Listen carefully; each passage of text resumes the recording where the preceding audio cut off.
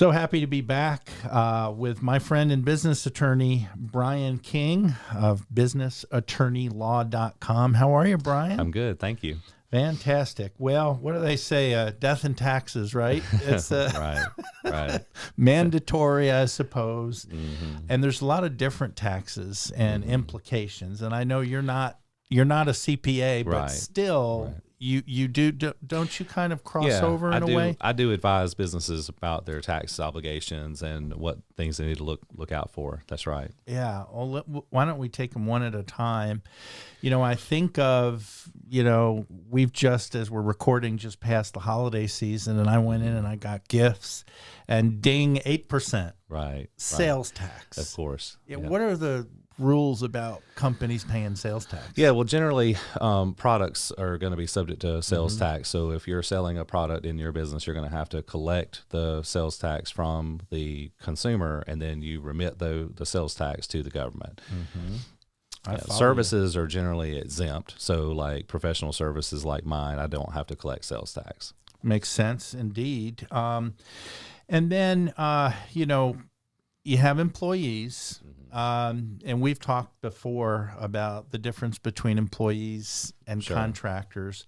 And I guess there's a benefit to having the contractor because then there's no withholding. That's right. Yes, that's right. So all your employees, you have to withhold the taxes and then remit those to the government on a monthly basis for all your employees. But for independent contractors, you don't have to withhold from their pay. The independent contractors are responsible for paying their own estimated taxes themselves. I'm trying to remember. I know it was kind of an odd percentage. Is it like 7 point something or 8? Yes, 7.65% would be the portion that the employer pays for the employee in terms of takes out of their paycheck and pays that to the government. And like if you're an independent contractor, you're self-employed, so you're going to pay that 15.3%, so it's 2 times the 7.65 to the government as your self-employment tax. So if you're an employee, then of course you'd pay 7.65, and me as the employer would be the same. And while we're on this topic, I know we've covered it before, but just the sort of the brief sketch of it, what makes you an employee? What makes you a contractor? Well, it's generally the amount of control over the employee or the person working. If there's like several different factors, but generally if the employer or the business is providing tools, they're providing the hours that they're going to be working, they're telling them how to do the work and all that, then they're more like an employee versus if they're, you're hiring, say, like, a plumber or something. You say, okay, plumber, I need this fixed, and you just let them come in and fix it. Then it's more like an independent contractor. Sure. The other part of the taxes with the paycheck, unemployment taxes, and is that another odd number, 3 point something or other? I don't remember what the percentage is, or can it vary? Well, so your unemployment costs, like you're gonna pay unemployment. You take out unemployment for your employees, and if you terminate that employee in the future, they can, if they've worked for a certain amount of time and they've made a certain amount of money, then they can file for unemployment benefits if they are let go for, say, a reason such as there was lack of work.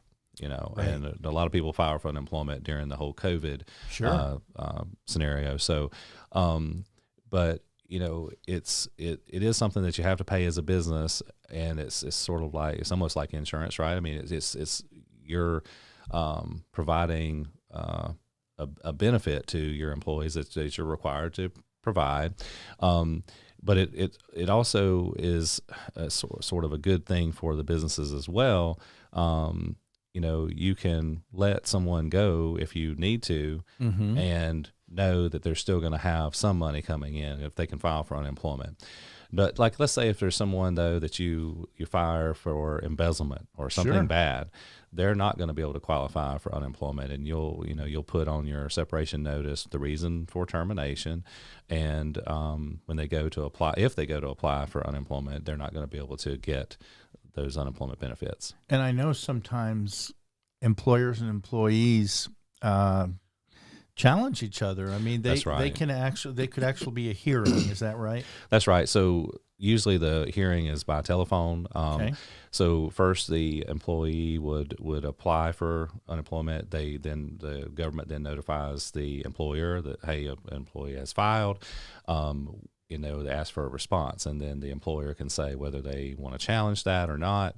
If they do say they want to challenge that, then they'll set a hearing, and then on the hearing they'll ask both parties. The government will ask both parties what their side of it is, and then they'll make a determination as to whether that employee gets unemployment or in coverage or not.